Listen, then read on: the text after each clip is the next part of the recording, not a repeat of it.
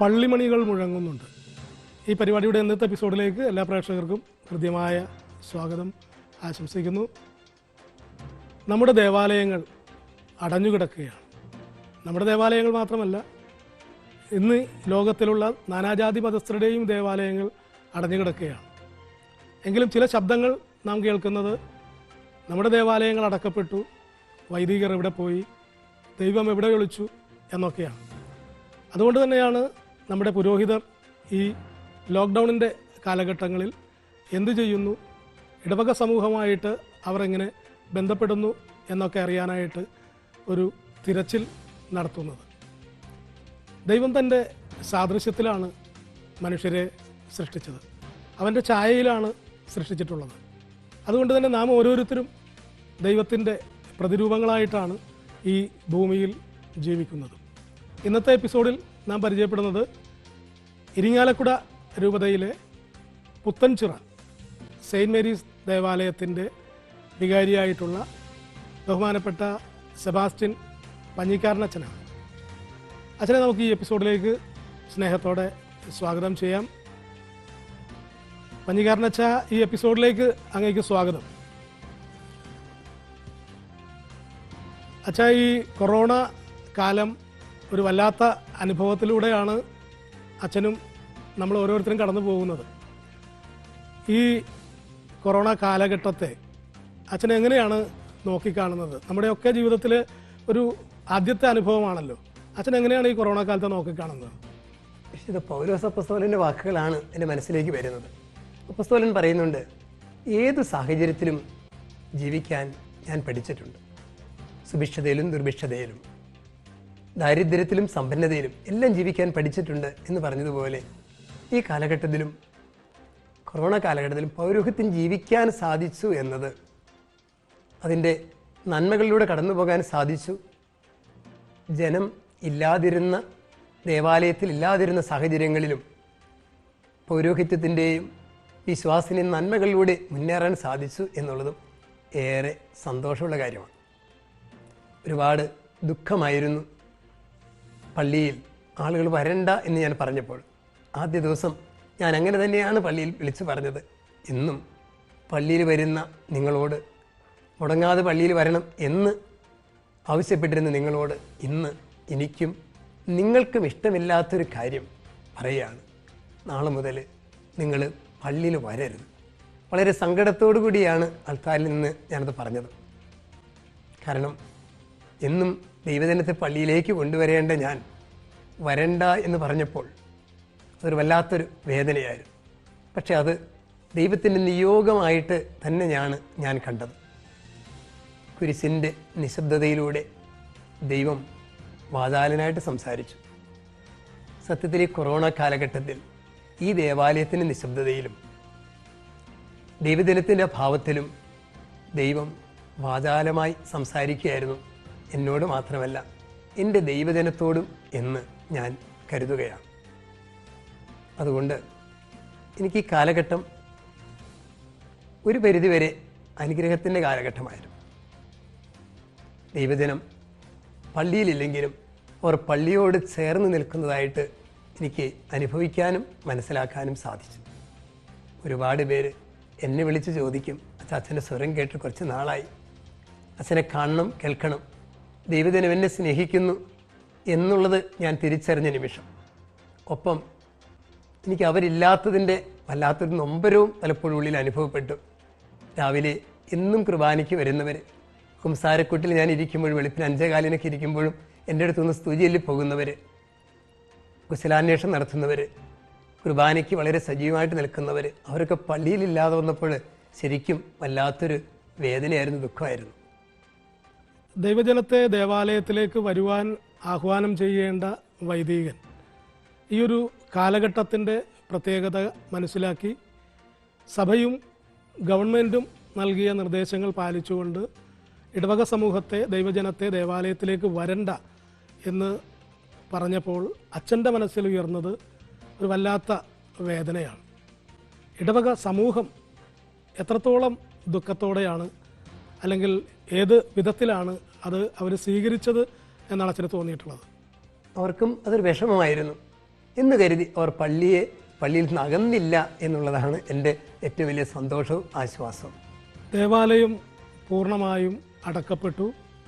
വിശ്വാസ സമൂഹത്തിന് ദേവാലയത്തിലേക്ക് പ്രവേശിക്കാൻ കഴിയാത്ത ഒരു സാഹചര്യം ഉണ്ടായപ്പോൾ എങ്ങനെയാണ് അച്ഛൻ അൾത്താരയിൽ വിശുദ്ധ ബലി അർപ്പിച്ചത്?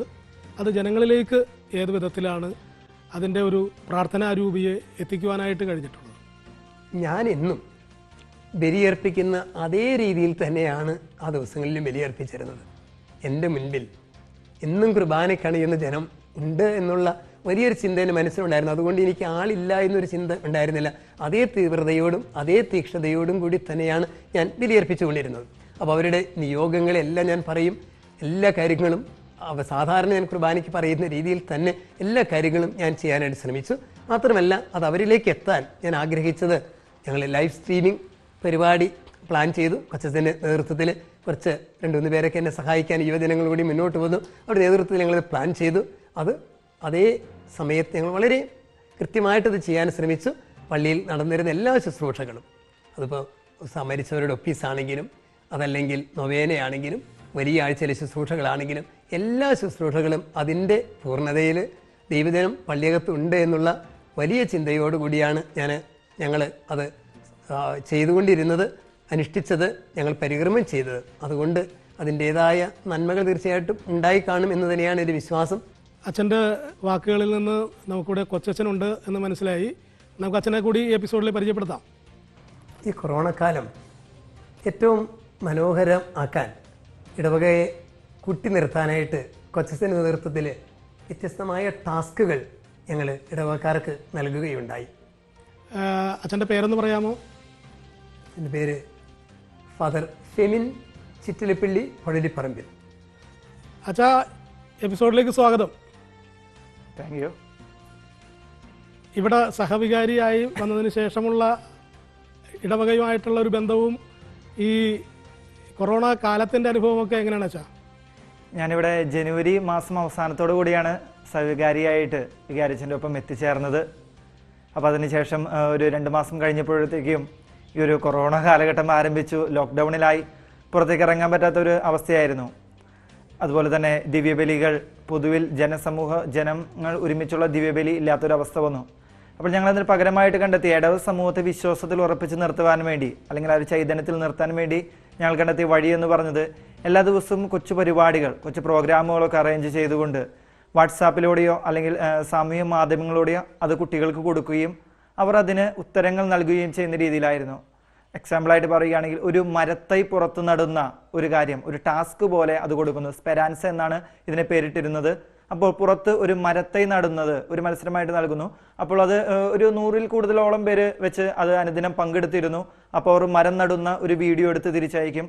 അതുപോലെ വിശ്വാസ കാര്യങ്ങളെക്കുറിച്ച്, നമസ്കാരങ്ങളെക്കുറിച്ച്, മാതാപിതാക്കളെ സഹായിക്കുന്നതിനെക്കുറിച്ചെല്ലാം ചോദ്യങ്ങളും ടാസ്കുകളും ഉണ്ടായിരുന്നു.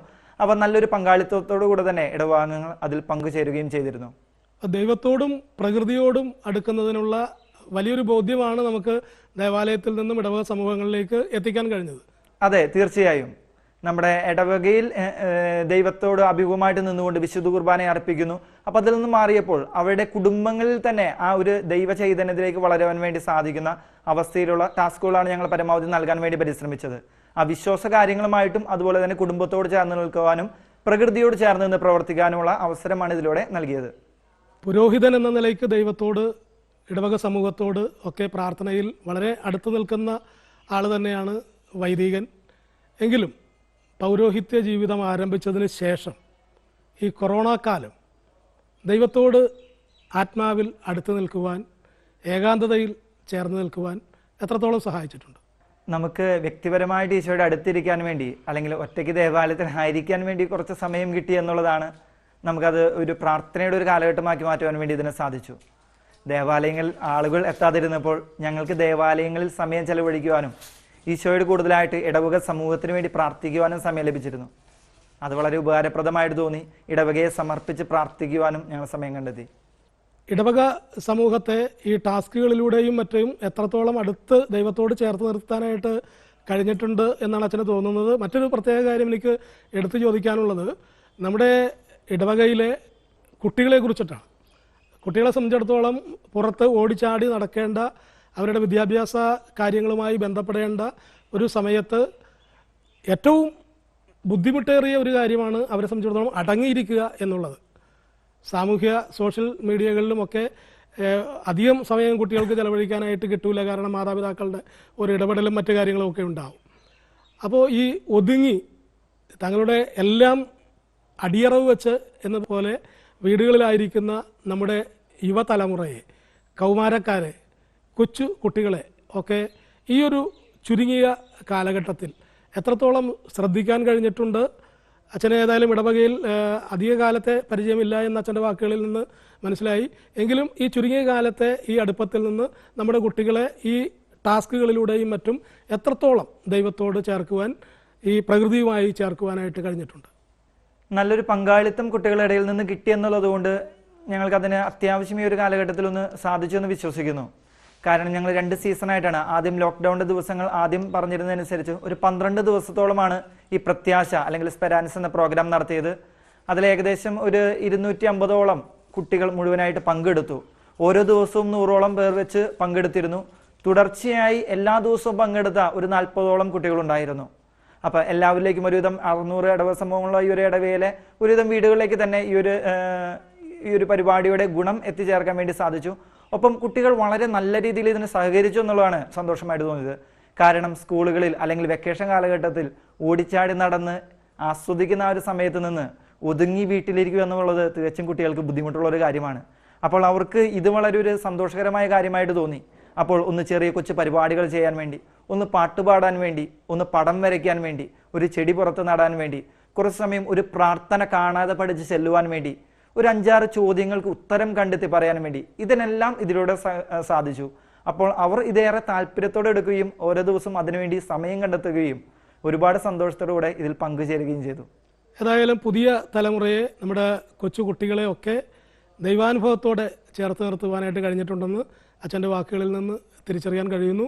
വളരെ സന്തോഷം. വികാരി അച്ഛനോടാണ് അടുത്ത ചോദ്യം.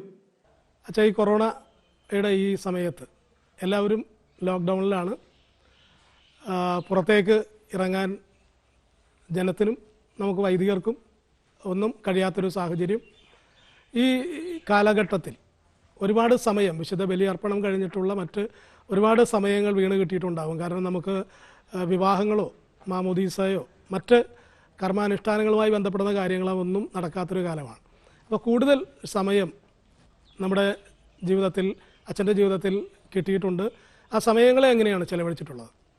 പതിവ് പോലെ ഞാൻ അതിരാവിലെ എഴുന്നേൽക്കും. 4 മണി 4:30 ആകുമ്പോഴേക്കും എഴുന്നേൽക്കുമായിരുന്നു. രാവിലെ പള്ളിയിൽ വന്ന് കുറച്ച് നേരം ഇരിക്കും പ്രാർത്ഥിക്കാനായിട്ട്. കുറച്ച് നേരമൊക്കെ കുറേ സമയം കണ്ടെത്താനായിട്ട് ഞാൻ ശ്രമിക്കുമായിരുന്നു. അതിനുശേഷം ഈ ബലിയും ഒരു ശുശ്രൂഷകളും തുടർന്ന് ഞങ്ങൾ കൊച്ചത്തിനും ഞങ്ങളൊക്കെ പാലുകൂടി കാപ്പിയെ കുടിച്ച് ഞങ്ങൾ വിചാരിക്കുക എന്ന് വെറുതെ ഇരിക്കേണ്ട, കുറച്ച് തോട്ടത്തിലേക്ക് കറക്കാം, ചെറിയ പച്ചക്കറികളൊക്കെ നടാനൊക്കെ ഞങ്ങൾ ശ്രമിച്ചു നോക്കി. ചിലതൊക്കെ മുളച്ച്, ചിലത് മുളച്ചിട്ടില്ല, ഇനിയും മുളയ്ക്കും എന്നുള്ള പ്രത്യാശയോടെ വീണ്ടും ഞങ്ങൾ നട്ടുകൊണ്ടിരിക്കുകയാണ്. തോട്ടം ചെറിയ രീതിയിൽ, എളിയ രീതിയിലൊക്കെ ഞങ്ങൾ അങ്ങനെ ഒരു എളിയ ശ്രമം നടത്തി നോക്കി. ഉച്ചവരെയൊക്കെ ഏകദേശം, അല്ലെങ്കിൽ 10-11 മണി വരെയൊക്കെ അങ്ങനെയൊക്കെ ശ്രമിക്കും. അത് കഴിഞ്ഞ് വീണ്ടും ഉച്ച കഴിഞ്ഞാൽ ചിലപ്പോൾ ഒന്ന് വിശ്രമിക്കും. അത് കഴിഞ്ഞ് കുറച്ച് നേരം പള്ളിയിലൊക്കെ ഇരിക്കും. വീണ്ടും കുറച്ച് നേരം, കൂടുതൽ നേരം പള്ളിയിൽ ഇരിക്കാൻ സമയം കിട്ടി. വ്യക്തിപരമായ പ്രാർത്ഥനയ്ക്കൊക്കെ ആയിട്ട് കുറച്ച് സമയം കിട്ടി എന്നുള്ളതും, വചനം വായിക്കാൻ കുറച്ചും കൂടി കൂടുതൽ തീവ്രതയോടെ വചനം വായിക്കാനൊക്കെ സാധിച്ചു. കൂട്ടത്തിൽ വീട്ടുകാരെയൊക്കെ വിളിക്കാൻ സാധാരണ അധികം കോണ്ടാക്റ്റ് കുറവായിരിക്കാം. വീട്ടിലെല്ലാവരും ഒരേ സമയത്ത് കിട്ടുക എളുപ്പമല്ല. അപ്പോൾ ഞങ്ങൾ ചിലപ്പോൾ വൈകുന്നേരം നേരത്തെ കുറച്ച് ഒരു 10 മിനിറ്റ് നേരമൊക്കെ എല്ലാവരും കൂടി വീട്ടിലെല്ലാവരും ഒരുമിച്ച് ഒന്ന് ഫോൺ വിളിക്കാനോ കോൺടാക്ട് ചെയ്യാനൊക്കെ ആയിട്ട് ശ്രമിച്ചു. അങ്ങനെ ബന്ധങ്ങൾ കുറെ കൂടി സുദൃഢമാക്കാൻ സാധിച്ചു. ഇടവക്കാരുള്ള സൗഹൃദങ്ങൾ നിലനിർത്താനൊക്കെ ആയിട്ട് കൊറോണ കാലത്തിൽ ഞങ്ങൾ ശ്രമിച്ചിട്ടുണ്ട്. ഏതായാലും ദൈവാനുഗ്രഹത്തിൻ്റെ വലിയ നാളുകളാണ് ഈ കൊറോണ കാലം എന്നാണ് അച്ഛൻ്റെ വാക്കുകളിൽ നിന്ന് മനസ്സിലാക്കുന്നത്.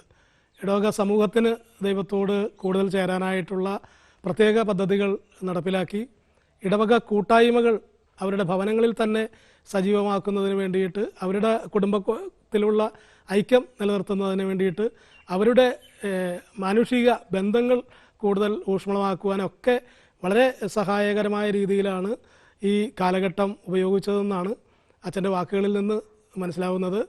അതോടൊപ്പം തന്നെ എനിക്ക് ചോദിക്കാനുള്ളൊരു കാര്യം, നോൻപ് കാലത്തിലൂടെയാണ് കടന്നു വരുമ്പോഴാണ് കൊറോണ നമ്മുടെ ഈ ജീവിതത്തിലേക്ക് കടന്നു വന്നത്.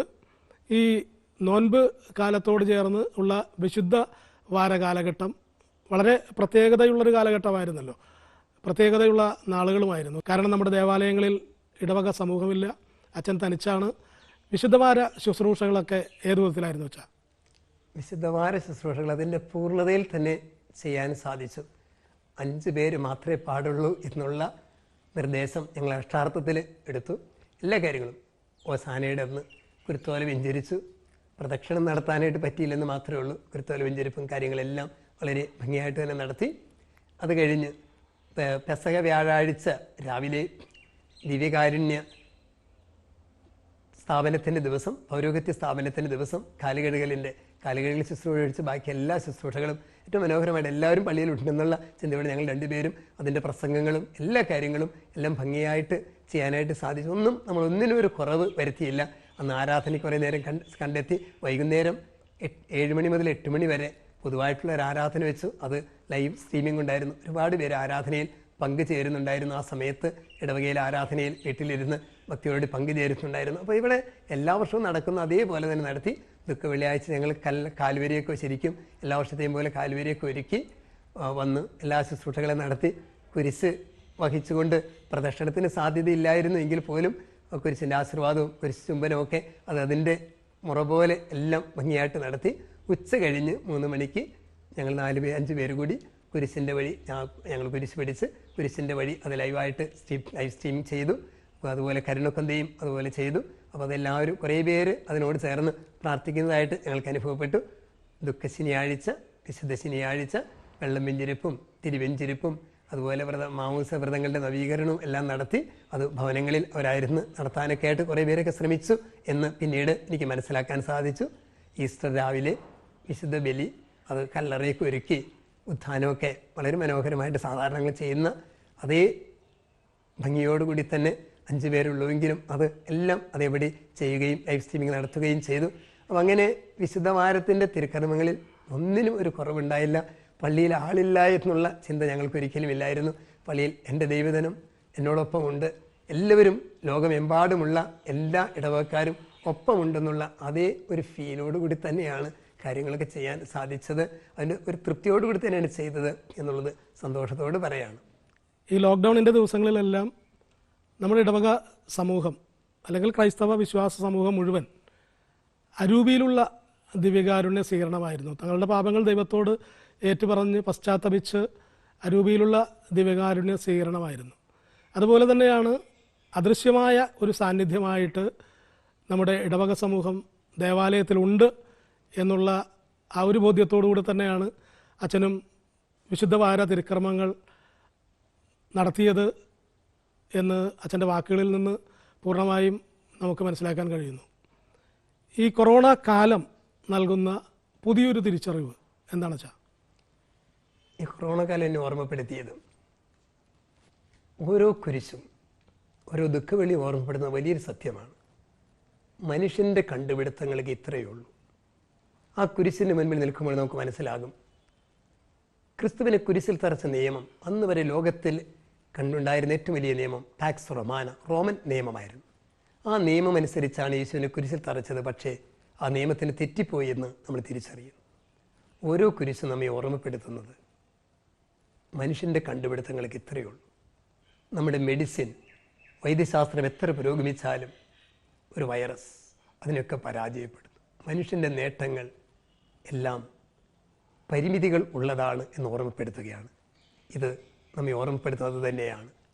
മനുഷ്യൻ്റെ നേട്ടങ്ങൾക്കും കണ്ടുപിടുത്തങ്ങൾക്കും ഒരു അതിർത്തിയുണ്ട്. എത്ര വലുതായി എന്ന് പറയുമ്പോഴും ഒരു കുരിശ് നമ്മെ പരാജയപ്പെടുത്തും, നമ്മെ വീണ്ടും ദൈവത്തിലേക്ക് തിരിയാൻ പ്രേരിപ്പിക്കും.